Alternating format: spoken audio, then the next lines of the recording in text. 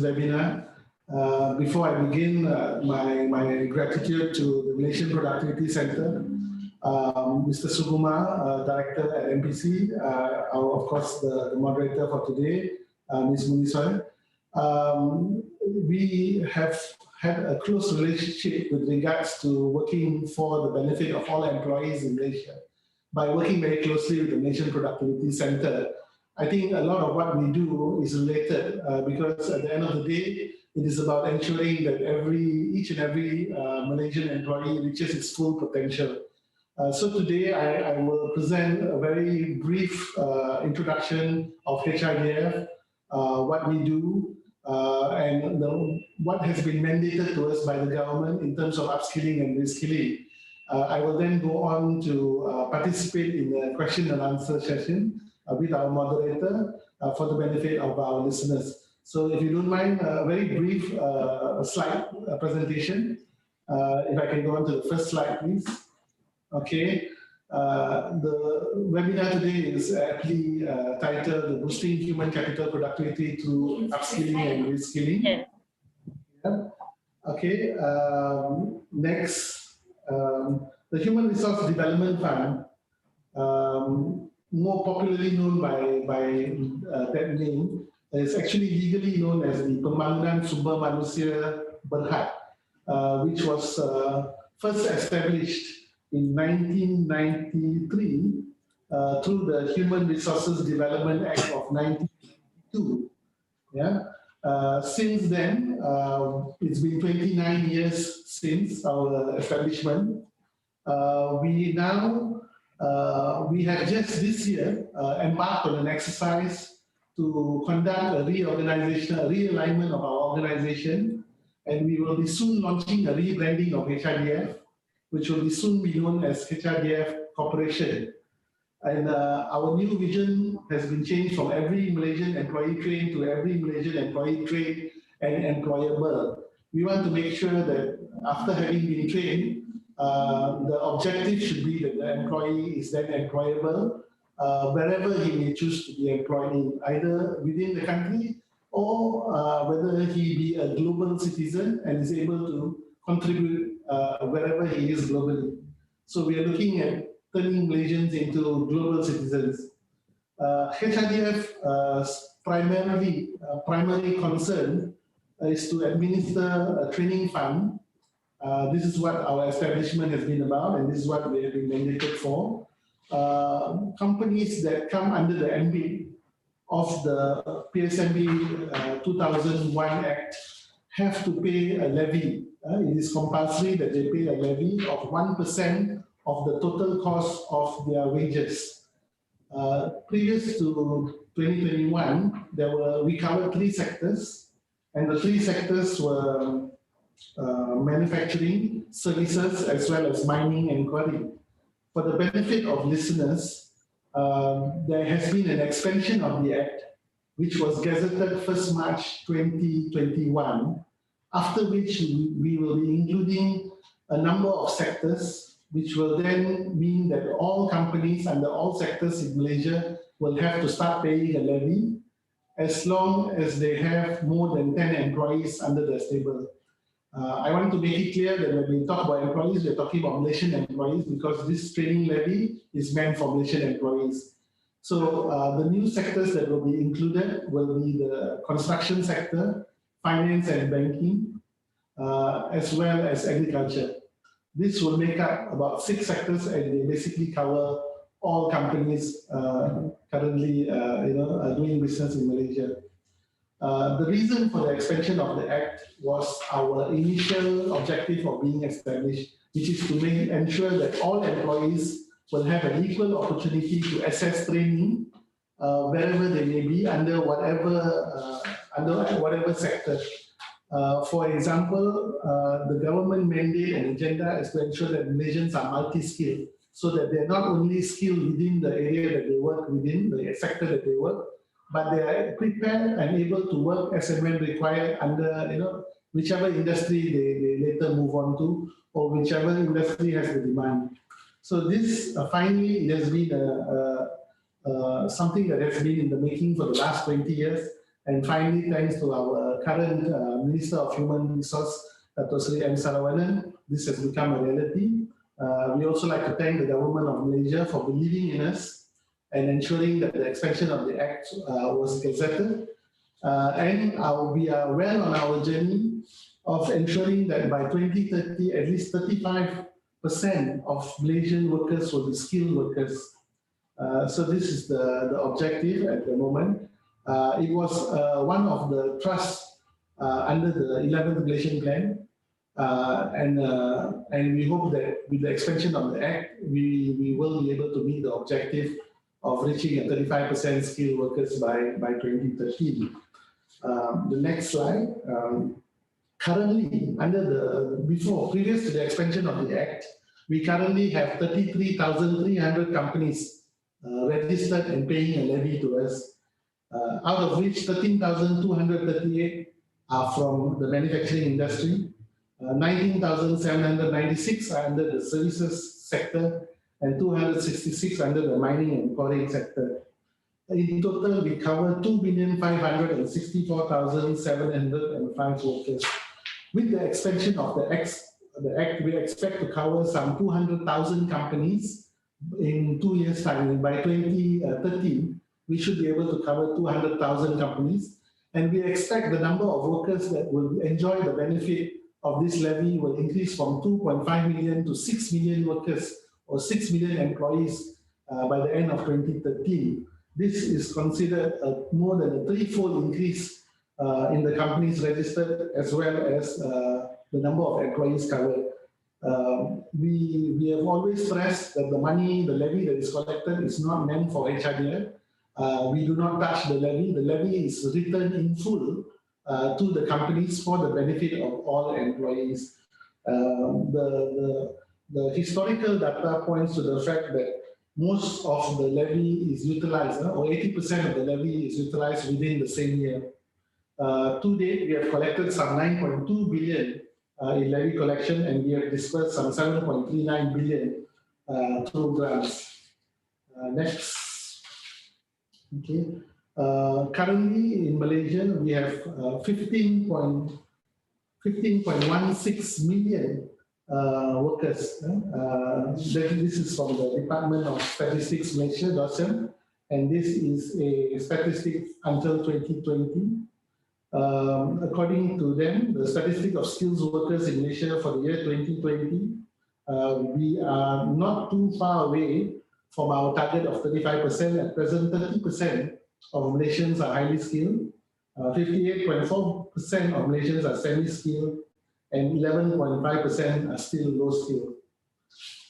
Okay, next slide. Okay, this has been our journey. The number of employees who have been trained on a year-to-year basis, you will notice that there has been a drop in 2020 compared to 2019, and of course this is due to the pandemic, where the MCO has restricted movement and as well as made it difficult for us to conduct training. Malaysian training providers are only now beginning to appreciate and utilize the power of online training, and have been slowly moving from a face-to-face training method to a remote online training method. But this has taken some time, but the numbers are slowly increasing. For example, in January of 2021 and February of 2021, there has been a 10% increase from the corresponding year in 2020. So we expect this to be a continuing trend moving forward, where more training will be conducted online. And this can only be good news for employees who I understand will be more familiar after working from home for a year. Next slide. Okay, what do we offer companies and employees for the levy that we collect? There are a number of value propositions here. Number one being, in addition to the levy that companies pay, the companies can also enjoy accessing government grants through strategic initiatives developed by HRDF. For example, in 2020, based on the Penjana stimulus package, we rolled out 5 initiatives through the Penjana HRDF program. One was Place and Train, where we trained the people who are looking for jobs after which they were placed in companies. And this was a change, a departure from our training place, where earlier we used to train and then look jobs for them. Under the place and train, we managed to get them jobs first, and then the training took place based on the requirement of the company.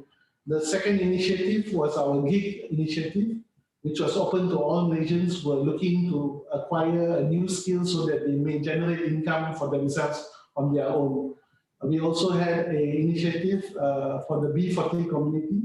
Many of the participants who took part in this were women.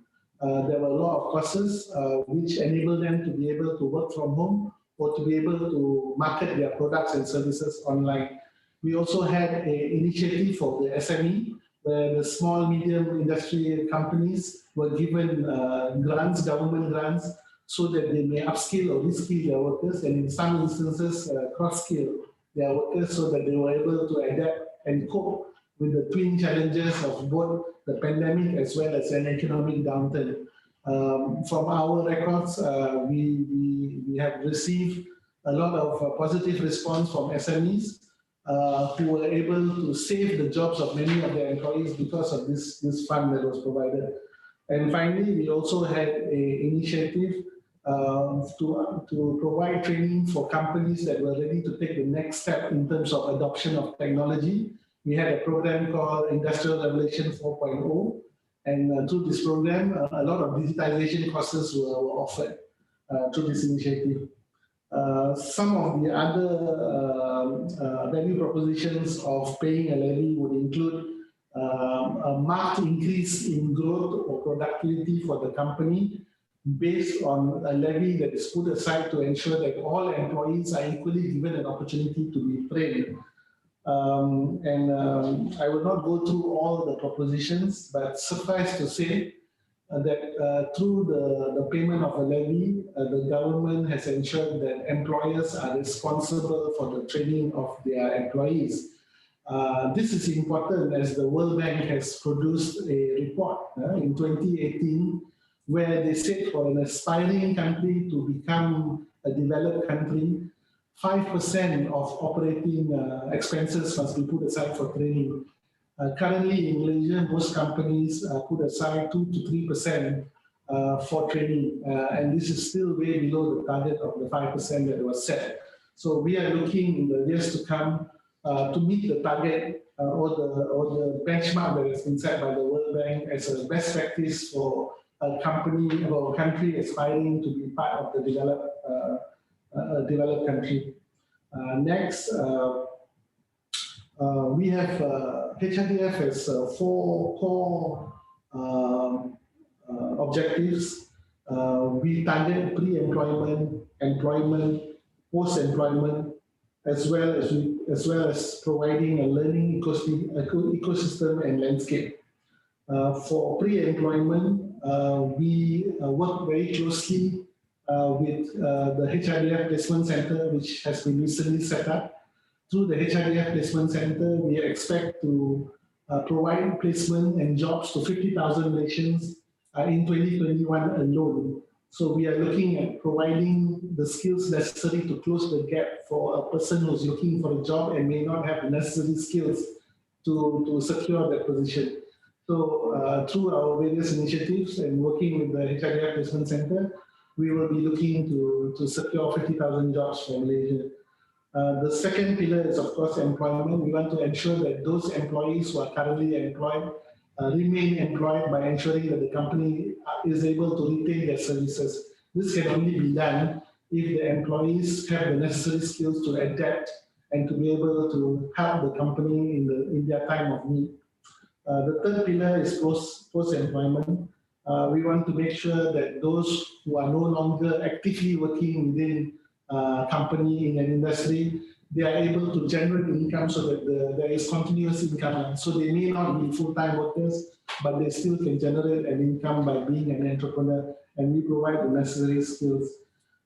We also ensure through the fourth pillar that all our training providers and trainers are equipped to deliver the content that they have crafted for the benefit of all nations. So we have a TPT framework where trainers are expected to undergo a minimum number of hours every year so that they qualify and continue to enjoy the benefits of being a registered HRDF trainer. Next. Okay. The government of Malaysia has recently put together a portal called Upskilling Malaysia, and this will be launched by the Prime Minister soon. This is to address challenges and issues related to having 9 different ministries offering skill programs. So to avoid duplication and to ensure there's no double dipping, where training providers are providing the same course to the same trainees over and over again, we want to ensure that the funds available for training are spread out and more Malaysians are able to access. So to ensure that there is fair and equitable access for all Malaysians, this portal will be set up and there will be a coordination. This is considered a single window for training, where a Malaysian would not have to go and look for courses across 9 ministries. He only needs to register through this portal and he will be able to access the right course at the right time with the right company, so that once the skill is acquired, his skill will then be matched to the job that is waiting for him. So through the Upskilling Malaysia, which will be the main portal for the country, we hope to address a lot of the problems with regards to matching the skills required and the jobs available for Malaysians. Next. As I said earlier, HRDF, we have our own placement center, and unlike other job portals, we are a placement center. We focus on career coaching, we focus on mentoring, on hand-holding, and we ensure that each and every Malaysian that registers with the HRDF Placement Center will be placed within a job available through those companies that are registered with HRDF. So this is our strength, and this is where we are different from other job portals. We are not a job portal, we are a placement center. So we provide close service, a lot of hand-holding, and a lot of one-to-one service being provided to Malaysians in general. Next, HRDF also 3 weeks ago launched a new initiative called the e-Latte initiative. And within 3 weeks, we have already got 46,741 users registered.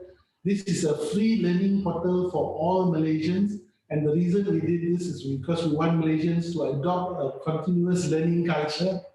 And we know that Malaysians now, many of them who are restricted from movement because of the MCO or the CMCO, they have time on their hands, time that otherwise would have been spent, traveling on the road. That time can now be used to acquire more skills, more knowledge, and to prepare for a Malaysia that is rapidly changing in line with a very competitive global market. Malaysians will be expected to step up soon to meet the challenges of a post-COVID-19 world. And I think this initiative was introduced was very timely. There are 200 free courses now provided by a world-class aggregator called GoOne. These 200 courses we expect to increase on a monthly basis. Our target is by the end of 2021, there will be 1,000 courses available for all Malaysians. And we expect the content to be provided in a variety of languages so that Malaysians can learn comfortably in their own mother tongue. We also want to make sure that we target our KPI, for example, is 1 million users by the end of the year. And I think we are well on our way to reaching that target. Next, I would like to share with you some slides, some statistics with regards to what has happened since the start of the COVID-19. As you can see, online training was never a popular method for Malaysians learning. In 2018, we only had 310 training places approved. In 2019, there was a slight increase to 354 places. But in 2020, we approved some 64,512 places. So if you want to call it a silver lining, this is the silver lining. More Malaysians are getting more comfortable learning online, as well as being able to work online as well, remotely.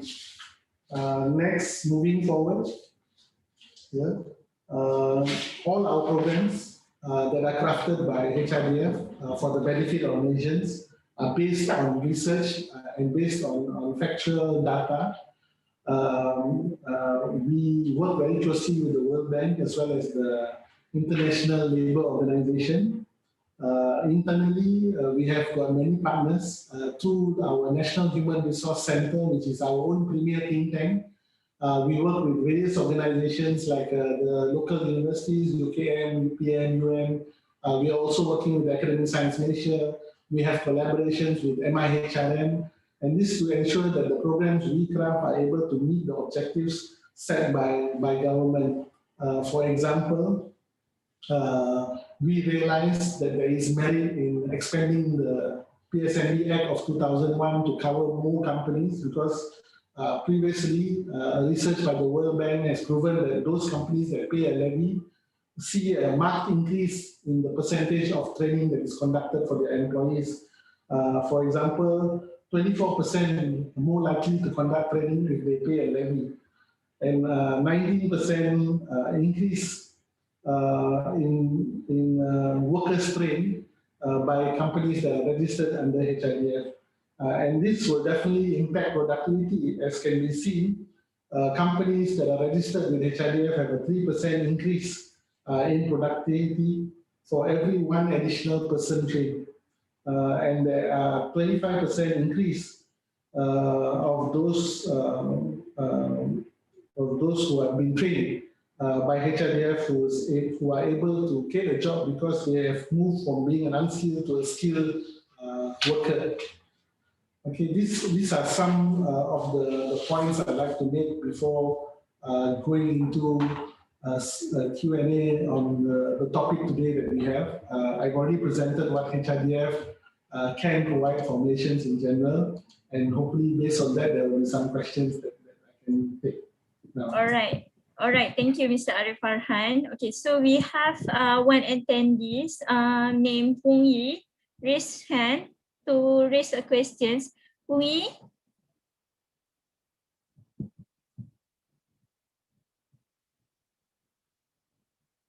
Ms. Pung Yi? Yeah, I just would like to know any measurement on the effectiveness of the training. Hello? Hello, yeah. Can you hear me? Yeah. And the question is there any measurement towards the effectiveness in terms of the productivity after the training? Okay, if I may answer that question. HRDF, all our training programs, when we approve training programs, we want to ensure that they are outcome-based. So internally, we have a document called HRDF TE, which is a document to evaluate the effectiveness of the training conducted. And there is also an engagement with the company. For example, if a company were to utilize its levy for the training of its employee, it has to ensure that the program is registered on a HRDF portal called our SBL CAS. We will then engage with the employer to make sure that the training that they have chosen for their employees are linked to a productivity component within the company itself. So we don't just, that is the reason why we have HRDF as a fund manager who coordinates and facilitates the approval of courses that the employer chooses, because we want to make sure they meet the parameters and the guidelines of our objective of ensuring that the skill training is linked to productivity. So it is, we do not approve all courses that are applied for by employers, especially if we do not meet the criteria set for the outcomes that must be tangible and measurable. Measurable in this sense, in the meaning that we will evaluate its effectiveness based on our survey of the participants who attended the training. And we do this periodically, so it is not a one-off, but it is a continuous engagement with employees who have undergone training. All right. Thank you, Mr. Arif. Thank you. So we have another question from Ms. Sharon Ng. You may unmute yourself to raise the questions. Sorry, I don't have a question. Are you talking to me? Okay, all right. So from let me read question from Q&A chat box. From anonymous attendee, HRDF training, is it the HRDF Penjana? What is the difference HRDF training and Penjana HRDF? Mr. Okay. If you can answer that. Okay, to be very clear, HRDF does not conduct training because we do not have, within the organization, we do not have the expertise to do the training.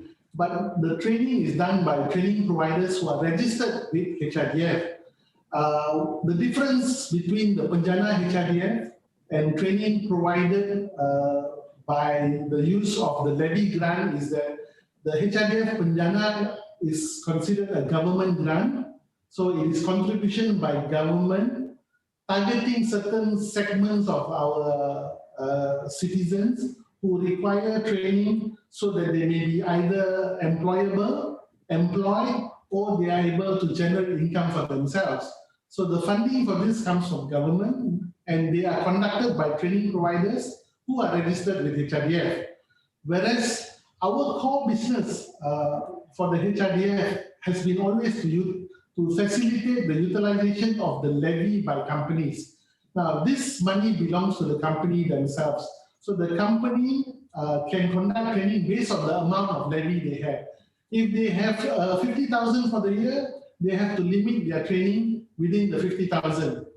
But if there is a government grant available, at times we have done matching so that the company benefits by doubling their levy by matching it with the government grant. So they get a one-to-one matching grant. So these are the two various types of training. One is conducted based on government grant and another is based on levy. But both are delivered by training providers. They are not delivered by HRDF itself. All right. Thank you, Mr. Mon, close the screen sharing. We need to page. Ask them to close the screen sharing. Okay, another questions from the Q&A box. Does unemployed job seeker, for those who had more than 3 years experience, able to apply free training course or subsidiary training from HR training and Penjana HRDF? Hope government able to consider allow the unemployed job seeker apply for free MDEC HRDF Penjana course. What do you comment about this, Mr. Arif? Okay, for 2020, the government allocated 250 million ringgit for training of Malaysians, and this was an open fund. All Malaysians could apply for the Penjana HRDF based on the 5 initiatives that I had mentioned earlier. HRDF contributed another 250 million to the fund. So in total, we have ringgit Malaysia 500 million allocated for the 5 initiatives. One was for place and train, where those retrenched and fresh graduates were able to access training, and then they were placed in companies which had vacancies. The second initiative was the gig initiative, where various courses were offered to Malaysians, and this included computer digitalization courses, photography. There was courses for floral arrangement. There were courses for cake baking, for culinary. There were hundreds of courses available, and this was open to all Malaysians. Malaysians who took up these courses were later able to generate income for themselves. There was also the B40 initiatives, and this was specifically meant for those within the B40 community. They were able to access training, and many of them have started their own business. In fact, very soon we will be launching a digital marketplace called Janapreneur. Janapreneur is where all those who have undergone training with HRDF will be able to market their products. And the Janapreneur will be working very closely and leveraging upon the strength of Shopee. So you can buy all these products and access the services provided by logging on to Janapreneur. And there will be some products that will be linked to Shopee as well. So Jana is not only for products but for services. For example, under GIG, there were some who took accounting courses who are able to do bookkeeping, can offer their services to company directly. Because we know companies, presently after the COVID-19, and because of the economic challenges, they may not be able to employ full-time accountants. So they will be able to use these services, people who are able to offer their services on a project basis. So there will be a lot more options available.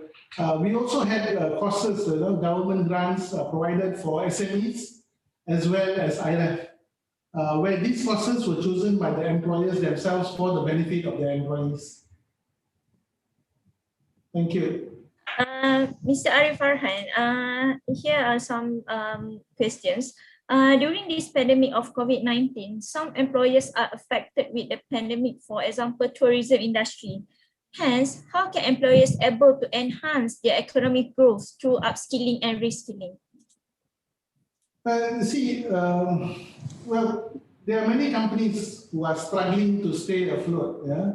And of course, the perception is when the company is struggling, that would be the wrong time to do upskilling and reskilling, because they would want to put their money aside for other components of their expenses.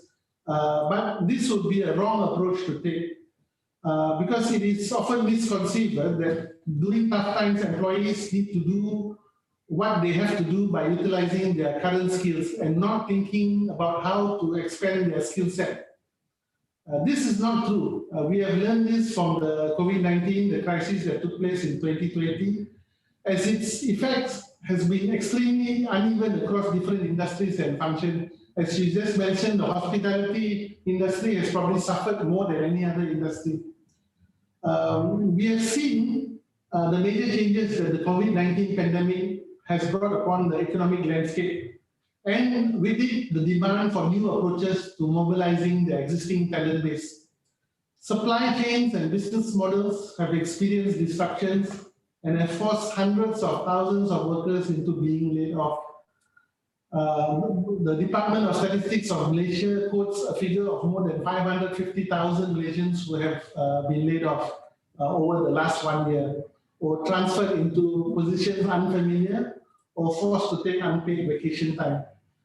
A survey among 200 businesses discovered that 77% of organizations experienced a decline in sales during the pandemic, while for 29% of those losses were significant enough to either shut down or the business or to prepare to do so in the near future. The most impacted industries include restaurants, tourism, and retail. On the other hand, businesses such as direct selling, the gig economy, gaming, delivery services, and others have capitalized on the increase of online consumption. The COVID-19 pandemic has demonstrated that no one has control over the future, not markets, not individuals, neither the economy as a whole. Long-term goals are more likely to fall through than ever before. And this is why the time for employee reskilling and upskilling is now more important than ever.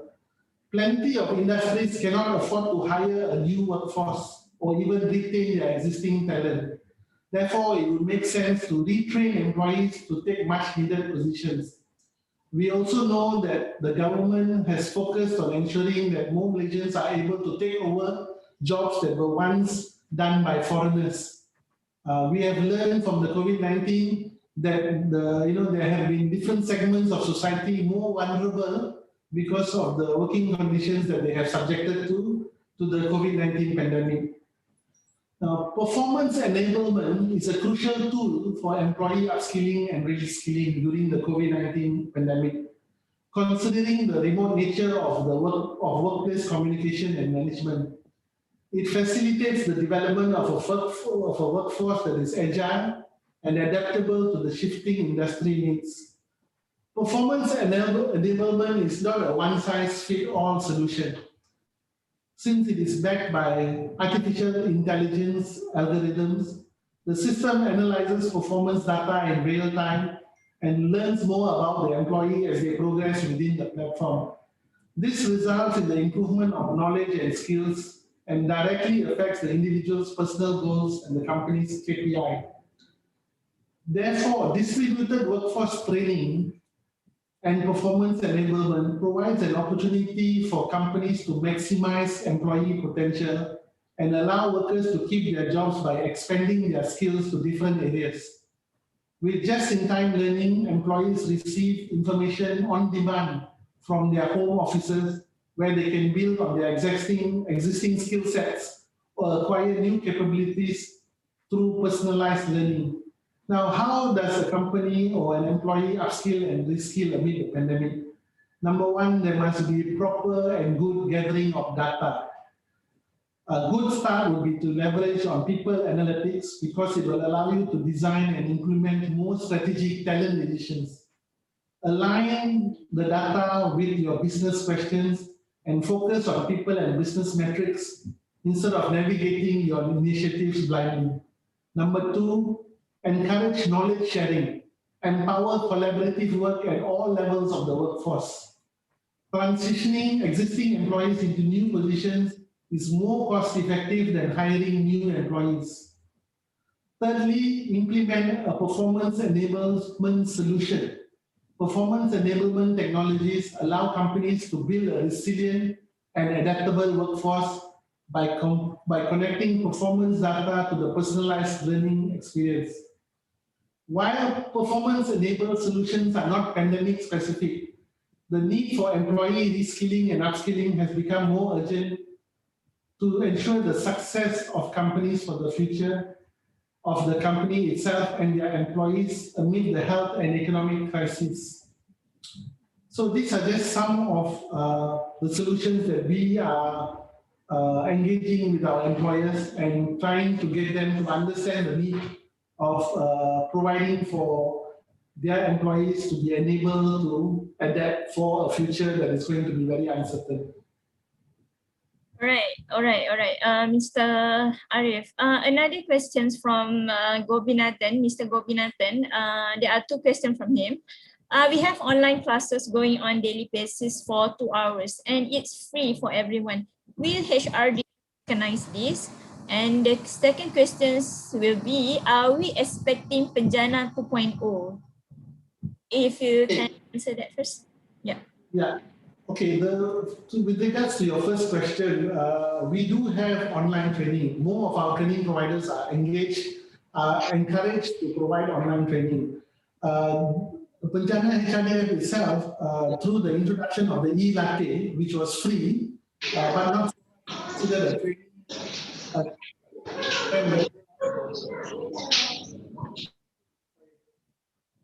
Okay, can you hear me? Yeah. Okay, the e-latte will soon be introducing another component. We have currently a component that's free, and the free component is of a basic and intermediate solution, whereas there will be soon a premium content where there will be more training providers offering their courses online. And for a small fee, you can do your training online without having to leave your house. So this is something that's expected to be announced in the second quarter.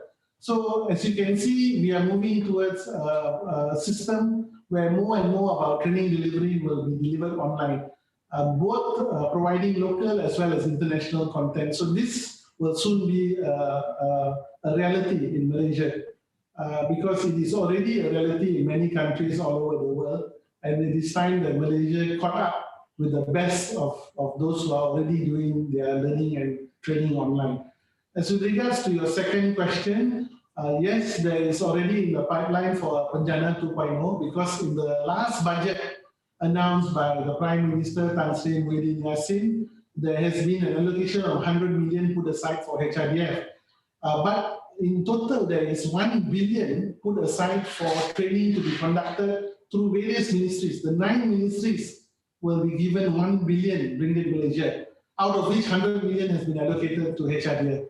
So we will be announcing and rolling out soon what we term as Penjana 2.0. All right. Okay, another question is, in comparison, how do you think this online training effectiveness to compared to a physical training? Because nowadays we are moving towards digitalization, right? So everybody is going for online training. How is it the effectiveness compared to physical training? Okay, it has, over the last 1 year has been a learning process for many, both the trainer as well as the participant, the learner. One of the biggest challenges is with regards to infrastructure. There are many places in Malaysia where the connectivity can be much improved. So if we can resolve the connectivity problem, that is the first step. The second step is then to ensure that all our trainers can deliver their programs effectively online. And HRDF is addressing that problem already. We have been conducting classes for some trainers, and we intend to intensify this in the weeks to come. There is going to be content, there's going to be an upgrade to the content that is used as part of the TTT, where there will be a component where every trainer we will ensure that every trainer will be able to deliver their content effectively. Now that is on the part of the trainer. On the part of the participant, we still have to understand the dynamics and the psychology of the learner or participant online. There must be a maximum number of hours before there must be a break introduced in terms of delivering a content. That is as far as some of the soft skills that are delivered online are concerned. But there are some training programs which may not be able to be effectively delivered online. These are skills training which can be very technical in nature, which requires a hands-on approach to learning. Now, these courses, there is still a lot of research going on how to ensure that it can be delivered online. But this we will need some time before these technical courses are made available. But I think the world is progressing in such a manner that even before long, this will also be a norm as far as training goes. All right. I think Ms. Wong Yi would like to give some comments regarding the topics of boosting human capital productivity through upskilling and reskilling. Ms. Wong Yi, you may unmute yourself to voice out some comments. No, just now I'm just wondering how the employer can commit to this levy, whereas they have been struggling financially over this pandemic, and it is like the enforcement of levy is the extra burden to them. But however, I think just now the speaker have answered the question, which they think that the training suppose is the asset and the solution for some company. So I think maybe Mr. Arif can help us to understand from other perspective. Thank you. Yeah, I think last year, 2020, HRDF gave a moratorium of 6 months. So all companies were exempted from paying the levy for 6 months. This was to help employers so that some of the burden of having to pay a levy, the cash required was freed up so that they can invest the money into different areas of the business. With the extension of the Act for 2021, we are providing another 3 months moratorium for those newly registered companies. And for companies who have been affected by the COVID-19, for example, the hospitality industry, we are providing another 6 months moratorium. But companies affected by the COVID-19 pandemic must write to us and appeal for an exemption of the levy, after which we will consider it case by case. But HRDF, this is nothing new to us. Companies over a period of time, whenever they have trouble paying a levy, they will always write to us. And the HRDF is understanding of all problems faced by businesses. We've never outrightly rejected any appeal that has come to us asking for an exemption of levy because of a difficult period which the company faces. But we feel that a lot of companies will benefit from paying the levy because the levy is not for HRDF. It will be utilized by the company itself. I can tell you that companies that have done have performed the best over the last 1 year has been companies that has been able to reassign the duties of their employees, who have been able to get their employees multi-skilled and even cross-skilled, so that they have been moved into other divisions, other departments. For example, sales has become very important during the COVID-19. And a lot of companies have moved, even their HR personnel, their administrative personnel into sales. But of course, the new assignment of new tasks must come with training. And only training can increase productivity. Motivation and incentives can only do so much.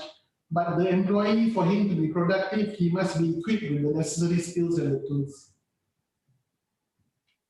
All right, Mr. Arif, this is another question from Mr. Gopinathan. Since launch of Penjana projects, many TP have been registered. How HRDF measures the quality of the TP? Okay, we had to make a very conscious decision on why we allow new registration of training providers during the pandemic. Okay, we have two types of training providers. We have training providers who are very academic in nature, who has the theory behind the delivery of the skill provided. And then we have industry practitioners.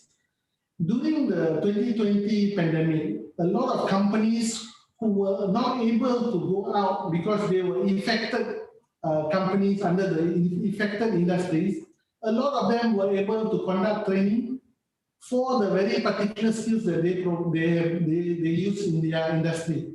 So although they were not able to conduct their business because of various other reasons, but they were able to conduct training. So these people who previously were not training providers still provided a very useful function to HRDF. They were able to earn an income for themselves and for their companies and keeping alive their employees by diversifying into training. So we at HRDF were not about to stop these people from, if they were able to conduct training, because they were very experienced. Some of them have been in industries for 15, 20 years. Of course, they should be able to impart some of their knowledge to training. So of course, we were not going to stop them from registering and becoming training providers. Because at the end of the day, training providers, trainers, they have to compete in the open market. We cannot be restricting competition by restricting registration or restricting new entrants into the industry. We want a very vibrant training industry. We want training providers to compete among themselves. We want trainers to be able to offer the best. And as we know, in any business, competition always increases the quality of the service or the product being offered. So it is for this reason that we allow. Of course, they also have to go through the TTT trainers framework. They also have to meet certain minimum standards. And this HRDF, we have been very strict. We have not exempted any of the new training providers or trainers from being registered with us and undergoing the TTT. All right, thank you, Mr. Arif. So there are a few more questions for you, Mr. Arif. I would like to read out one question. Does an employed job seeker, for those who had 3 years experience, able to that's the question will be answered. Another question is, does HRDF training program provide an employed job seeker to be able to get professional body certifications? And also, after training, the employer had project that allow training to be involved and get the on-the-job and hands-on experience to build portfolio and experience at the same training are able to pay salary during the training program. Okay, I noticed there are a number of questions there, so let me just tackle them one by one. Okay. As far as training is concerned, training is conducted either within a classroom setting, outside of the workplace, or training can also be conducted on the job, and we provide on-the-job allowances for employers utilizing their levy. So, and we also have a blend between face-to-face training in the classroom as well as on-the-job training. So there are various methods we use in ensuring that Malaysians get the required skills that they need for work. That is number one. Number two, as far as Malaysians wanting to acquire a skill, this skill can be used in many different ways. It's not just getting a job or using the skill to apply for a job. The skills that we have provided in the last 1 year have been very beneficial for those who want to be able to work as a gig worker. Because the trend is moving towards a world where people don't want to be tied down to one particular job for a long period of time. They don't want to, they're not like our generation where we work 15, 20 years for a single company. Youngsters now want to have varied experiences. They want to be able to move from one job to another. So we provide the skills for them to be able to do this. That's why cross-skilling is very important, reskilling is very important, so that more and more Malaysians can offer their skills not only in Malaysia but globally as well. Because if remote learning is become the new norm, working remotely is also going to become a new norm, and people from Malaysia will be able to work for companies anywhere in the world. So we make sure that all our trainings that we offer will ensure that the Malaysian is able to work anywhere from anywhere.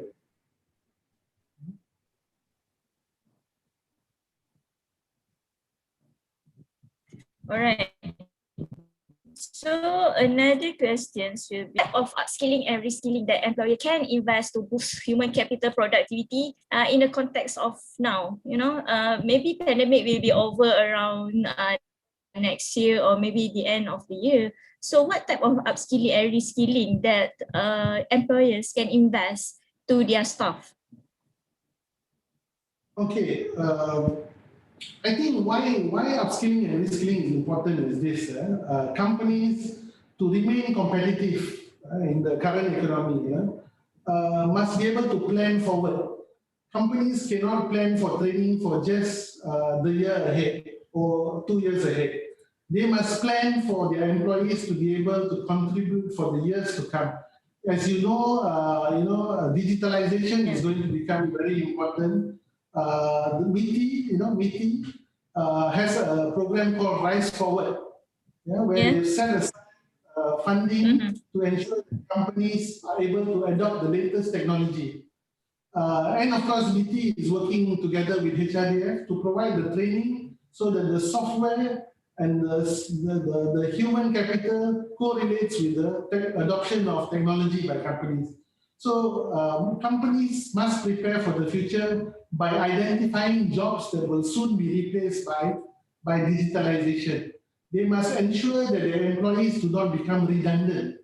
They must ensure that the employees are provided with the skills to be able to operate in an environment which is digitalized. So I am very optimistic. I do not see employees or human beings being replaced by robots, for example. There will always be the need for humans to be able to operate those machines, those robots. All they require is the proper training and the proper skills to be imparted upon them so that they can continue to function. Companies must capitalize on the talent that they already have. They must ensure that the talent they have understand their own corporate culture, must be able to develop from an existing position of loyalty to the company, and understand that for them to be able to continue to contribute, they must be able to ensure that the company is able to adapt to its environment. So the days of single industry, single sector companies may be coming to an end. A company, for them to survive, for them to be able to compete in the global environment, companies will soon have to diversify beyond their core functions or core service industry. So they have to ensure that they have the necessary employees who are able to do or able to work across sectors. Number three, they have to ensure that business continuity can continue by having the right talent in the right place. Sometimes we have the right talent, but they are in the wrong place.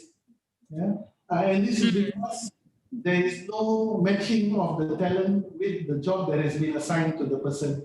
So it is the incumbent on the employer to ensure that this does not happen, because you don't want to kill talent by not preparing your own workforce so that they be the right time.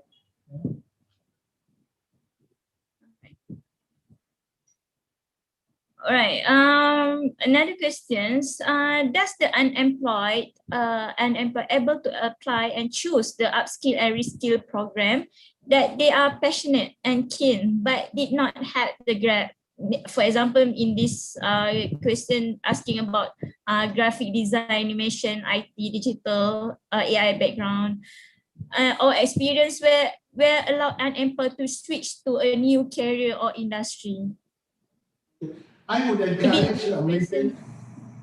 Yeah, I would encourage Malaysians. I would encourage Malaysians to register themselves on the HRDF placement center, because the HRDF placement center matches the skill gap or matches the interest of the individual with the kind of job that they are interested in.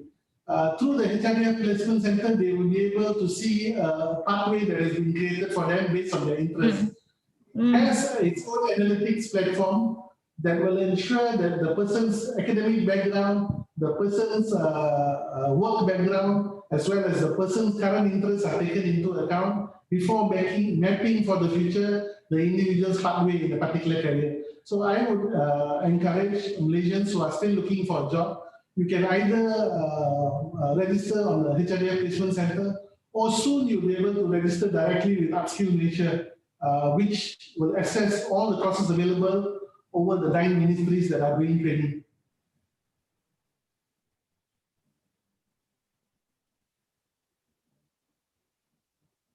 All right.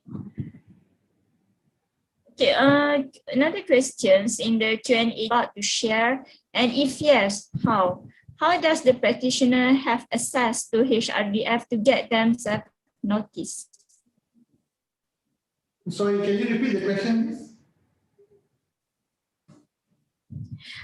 Does HRDF identify?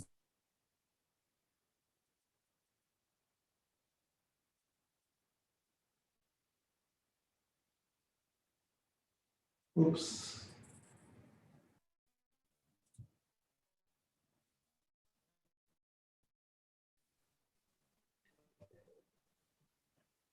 Mr. Arif? Issue just now. All right. Putuslah tadi mohon lagi sekali. Okay.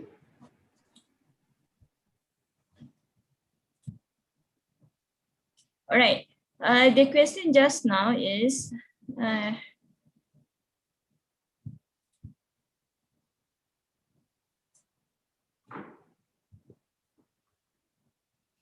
does HRDF identify the practitioners that has a lot to share, and if yes, how? How does the practitioners have access to HRDF to get themselves noticed? Okay, thank you for the question. I think that's a very good question. I think I mentioned earlier about the National Human Resource Center. The National Human Resource Center is looking for talent, especially practitioners from the various industries. Those who want to contribute to policy development, for example, for their particular industry, can get in touch with the National Human Resource Center, and we have funding to provide so that they may conduct studies, surveys, research, so as to contribute to their particular industry. This is one way. Number two, HRDF also have what we call the industrial skills framework, where notable personalities within the industry are invited for a roundtable discussion every quarterly, so that they can craft out the supply and demand of employees required for their own industry. From there, we start to match what is required, the skills that are required, and then work with training providers to ensure that the skills that are required are provided through their courses. So this is a second initiative. We also regularly develop committees based on industries, where we invite these personalities to join us in engaging them, so that we understand what's happening on the ground, and the demand and the supply that is required is something that is understood by and agreed upon by both government as well as industry. Right. Okay, so I will like to pick another question for the Q&A session. I from the Q&A box. What is the process for HRDF to facilitate the training? Okay, normally what happens is this: a training provider will submit his course to HRDF for evaluation. Yeah. If it is approved, then the training provider then markets his course to the public. Now this is the non-levy, this is for government grant. The training provider will then advertise his training program online. So Malaysians who want to access government grants provided through these training providers are encouraged to go on Facebook, look for training provider community association pages. They are also on many websites. You can Google. You will find many training providers offering thousands and thousands of courses sponsored by HRDF using government grant. This is one avenue. As for levy, that pay a levy, training providers have to submit their courses to HRDF. If the courses are approved, then they are made available for companies to assess and to pick the courses they want for their employees. And then once approved, they will be able to utilize their levy. And HRDF will pay the training provider based on the quota that is approved. All right. I hope that answer Ms. Wong Yi questions. Another questions. Does HRDF allow employer to assign 3 on the stream to a group of employees? Sorry, I didn't hear the question. The question was not clear. Okay, does HRDF allow employer to assign 3 employees to 1 laptop during online training or projecting on the screen to a group of employees? That means they want to use 1 laptop for 3 employees during the online training process. Is it allowable? Yes, we do not restrict the method that is employed or used by the training provider and utilized by the employee. We, of course, control the number of employees from a company at any one particular time because we don't want too many. Training is only effective if the number of participants are limited to what a trainer can handle online. So we only limit the number of participants from a particular company at any one time. But the method used to deliver and the method used by the training to assess the training program, we are not prescriptive. Yeah. I hope that answers Mr. Ong's questions. That means HRDS is very open for you, to attend the online training. Okay, it's either 1 laptop, 2 laptops, 3 laptops. It's up to you as long as you attend the training. Yeah. All right. So another questions. If my program is customized or tailor-made to each client, how do I submit to HRDF for approval? Okay, you first have to go to our portal and then you will have to submit your course. It must be prepared in the format that is agreed upon. On our website, we have a format for courses, the way that you craft your courses, because there are a number of very important components. Your course must also come with a description of the outcome. You must also be able to provide us the name of your trainer, the qualification of your trainer, because there will be some screening involved with regards to ensuring that the right trainer delivers the right course. We also want to look at your course metrics. We also want to look at the facilities that you have to deliver the courses. We want to know your pedagogy and we want to know how you deliver the programs. So there is an evaluation committee within HRDF that will ensure that you meet the minimum requirements. And once approved, then your program will be offered on our portal. All employers can access this portal and can pick the courses they want. All right. I think Mr. Helmi B would like to ask some questions, and maybe you can unmute yourself, Mr. Helmi. Yeah, already unmute. Can you listen? Can you hear me? Yeah. I have only one or two questions. The first question is the SBL HAS. The number of hours actually approved for SBL HAS, is it actually 4 hours or 7 hours minimum per day? There's been a slight We have- confusion. Yeah, because our current process is 4 hours, but we are now updating our what do you call that, approvals. There is a new policy that has been introduced so that you can now do up to 7 hours, but there must be a break in between. It cannot be 7 hours in a stretch, but you can divide it 4 hours before the break and 3 hours after the break. So it would be a total of 7 hours now allowed for a particular online program. Oh, so that 7 hours is mandatory for 1 day training, or is it 4 hours to 7 hours? Mandatory depending on the course content and your own program. We do not restrict your choice of delivery, but there is a maximum cap of 7 hours per day. But you can deliver 4 hours in 2 days if you want to. That's not an issue. All right. Second question, maybe this is the most popular question among training providers.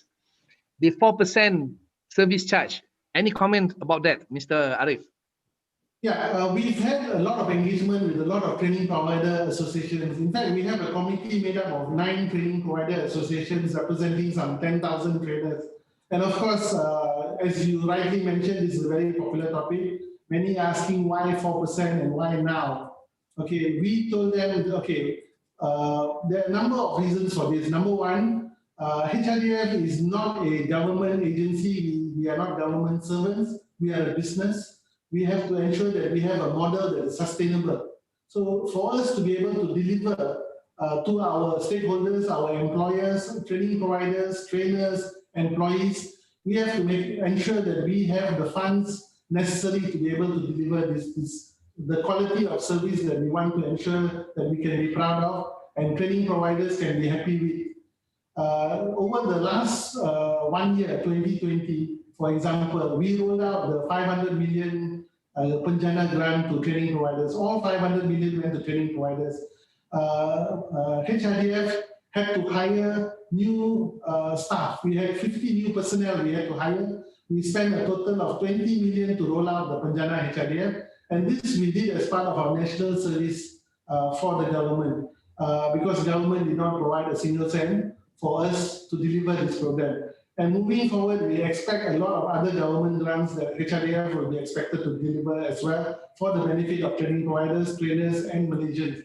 Now, if we do not ensure that we have sustainable funding, we will not be able to do this. With the expansion of the Act, under the PSMA Act 2001, we expect to increase the number of companies we serve from 33,000 to 200,000 companies. We cannot be doing this without ensuring that we have the necessary resources. What this would mean for training providers is that now, instead of a levy fund of 800 million a year, you now will soon be able to access some 3 billion in funding from levy.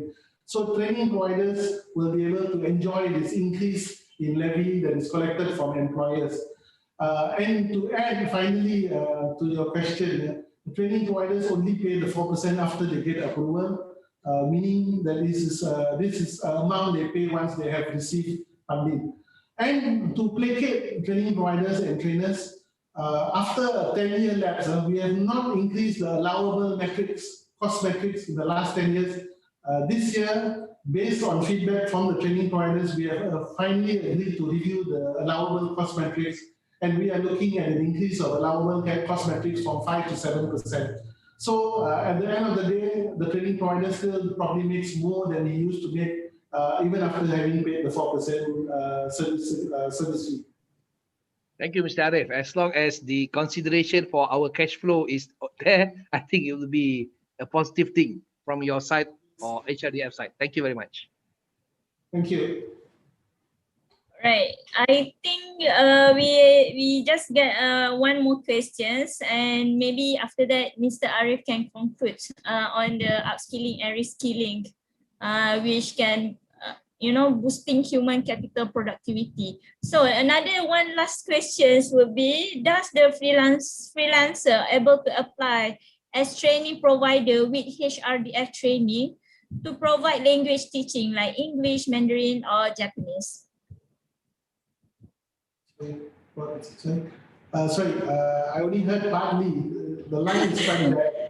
Okay. I repeat the questions. Does the freelancer able to apply as training provider with HRDF training to provide language teaching, for example, like English, Mandarin, or Japanese? Okay, for you to register and offer your services, you have to have a company. We do not engage trainers directly. So those freelancers who want to offer their services, first they must have a company incorporated, after which they must register with us, because we have to ensure that the training provider is able to deliver quality courses. As far as language being a skill, we have no restriction. We welcome those who want to provide language as a skill. But of course, many times we have had to make a distinction between HRDF and many other educational institutes. We always remind people that we are not an educational institute. We are a skill development organization. We focus on skill development. We do not, that is why all our courses are restricted to less than 30 days. If a course is 3 months, 6 months, that would be considered an education. And there are other organizations, even under the Ministry of Human Resources, we have an organization called PTPK, or Perbadanan Tabung Kemahiran, which provides for the 6 months courses and longer using JPK certified or NOSH programs. So we have to make a distinction. We don't want to do what others are doing. We don't want to do what KPT is responsible for, the Ministry of Higher Education. We don't want to take over their role. Our role is to close the skill gap between industry and the formal education that one has received. All right. Thank you. I think that will be the last questions. Any further questions, you may email to us at espo@mpc.gov.my, where we will answer your questions by replying your email. So, Mr. Arif Farhan, can you give last few words before we can proceed to the next agenda? Okay, I just want to say that on behalf of HRDF, we welcome partners, individuals to work with us. We only have one agenda, which is to ensure that all Malaysians, are able to compete productively. We want to be world-class in the way that our workforce is able to meet our national agenda. Government cannot do everything. It cannot. For Malaysia to be successful, government need to work with the private sector. Private sector needs to work with citizens. We need to be hand in glove in ensuring that we can compete with the best in the world. The world is becoming is becoming smaller. The world is becoming more competitive. We cannot be a traditional economy doing things the way we did traditionally. We have to upskill ourselves. We have to reskill ourselves. We have to cross-skill ourselves. The days of only having one qualification is probably over. Nowadays, you cannot stop learning. You must be continually learning. Otherwise you're going to be left behind. All right. So I would like to conclude our webinar session today, which is human capital and economic growth have a very strong correlations. Human capital may affect economic growth and can help to develop an economy by expanding the knowledge and skills of its people. With the last conclusions, I would like to say thank you to Mr. Arif Farhan for your time and for your time to join us in eSPO webinar sessions 2021. And we would like to share some video for eSPO before we end the session.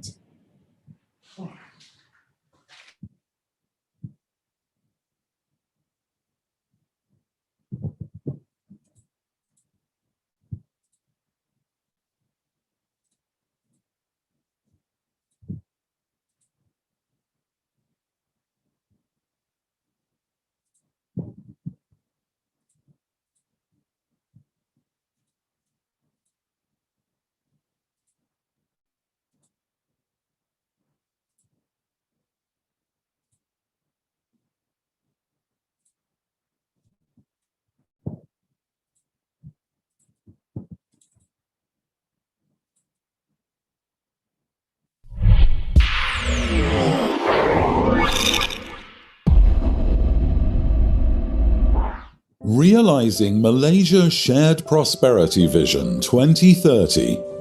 Malaysia has made its commitment to ensuring the country achieves sustainable growth, along with fair and equitable distribution. Malaysia's Shared Prosperity Vision 2030 encapsulates the pledge. As businesses, do you know how you could ensure this commitment becomes a reality?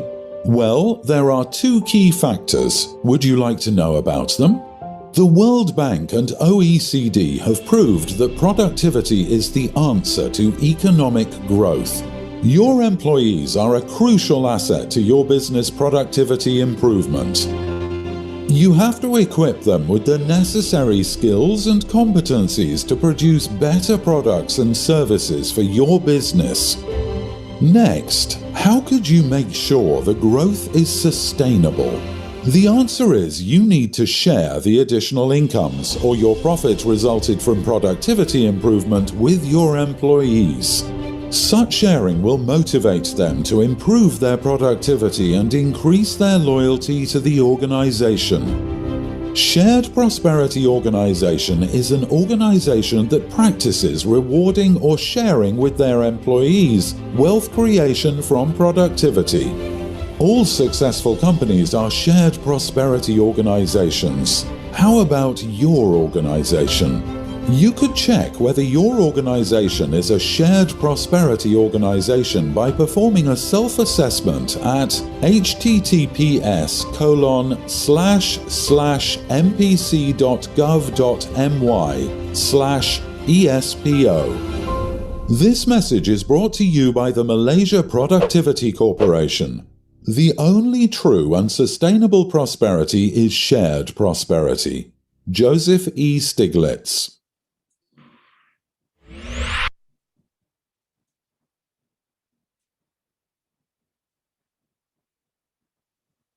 All right.